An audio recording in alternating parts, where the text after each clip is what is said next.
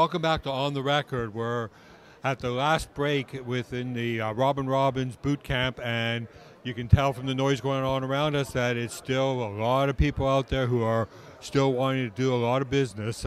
It's going really well. I'm here with Drew, and Drew, you're one of the co-founders of LabTech.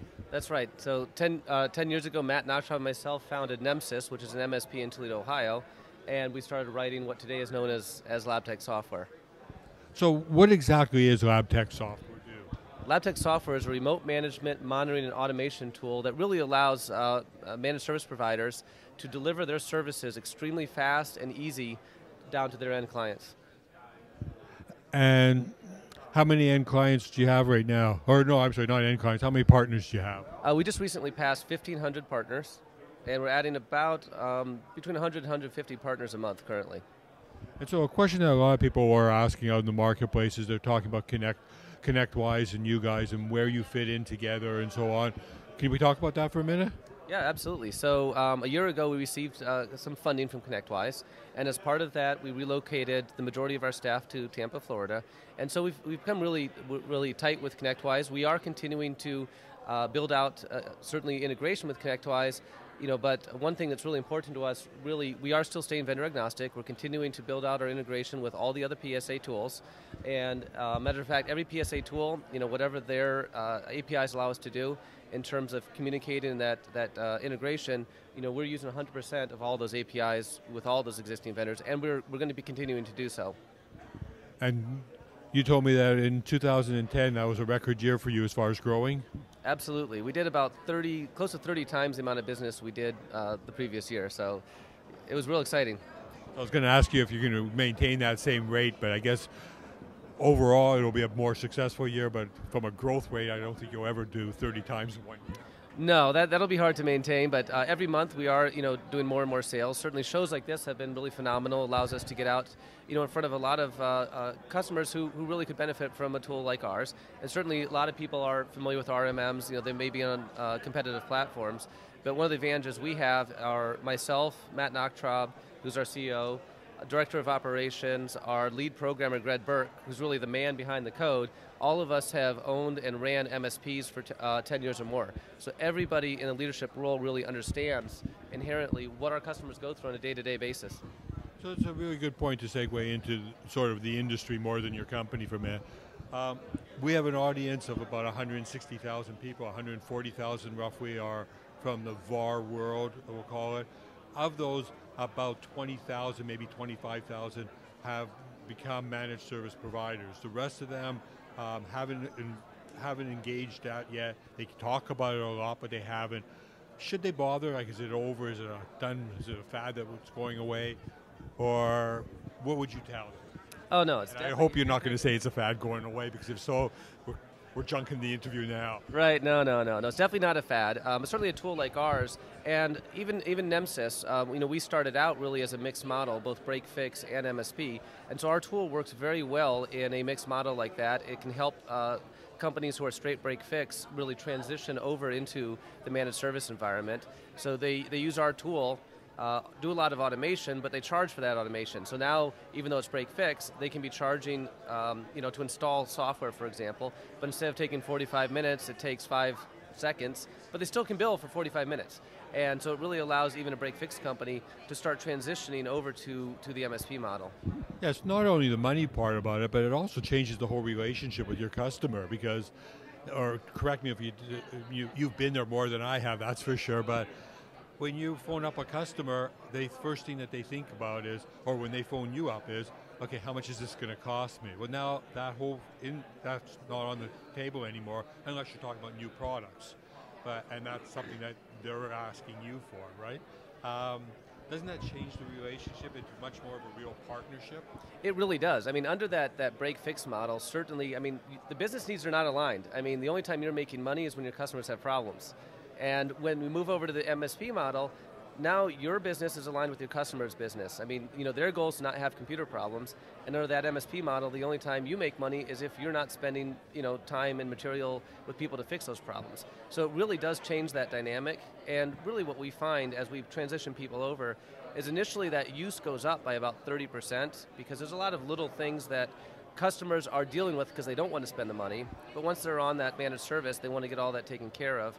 And then once those networks stabilize and people aren't having problems, and their confidence in the hardware and the computers in general go up, we actually saw a great increase into projects. I mean, people are now coming to us, and it really changes that question. You're not in there saying what problems do I need to fix, and you start talking about business problems. How can I make your business more successful?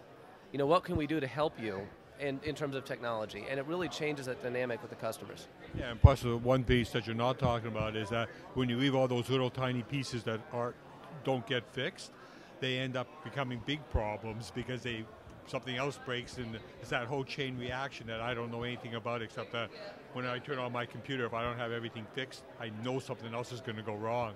And so it's just magnifying the problems for everybody. Yeah, absolutely, and certainly under that break-fix model, the engineers, I mean, they're conscious of cost, and they try to fix things as quick as possible, which isn't necessarily the long-term fix, to keep that cost low. But the problem is they keep reoccurring.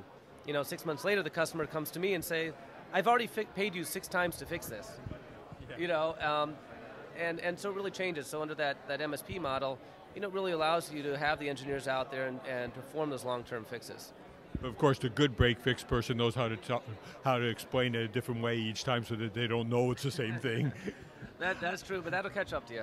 Really, I mean, Robbins. I mean, everybody here is really excited, about what's going on here.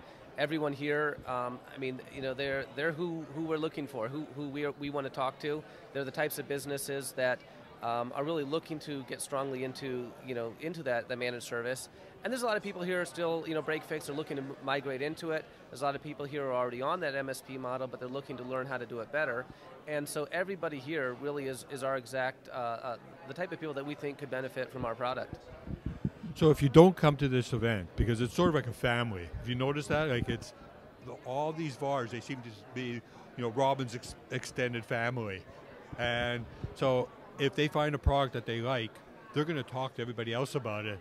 So if you're not at this event, like if you didn't come back next year, you would probably end up losing clients, even though they're really close to you because of Yeah, no, definitely. I mean, certainly, and there's a number of industry groups that are like that. But yeah, I mean, being present at those groups, where people are, really into the Robbins message, and they're following her around and really, following what the lead that she's taking. Yeah, absolutely. It's a strong way to reach out to that customer base. So I'm going to ask you a couple of questions I want you to answer for my audience. So the first one's for the VARs, okay? If they're a VAR, I explain to you what my audience is, and they want to know, okay, the recession seems to be going away, the business marketplace is building up again. These guys haven't made money or the money that they're used to making in a long time. What piece of advice would you give them that would help them make money in the next 12 months?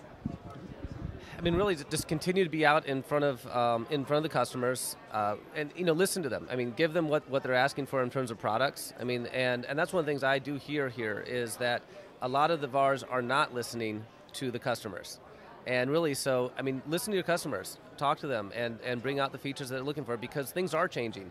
There's a lot of movement in the industry right now.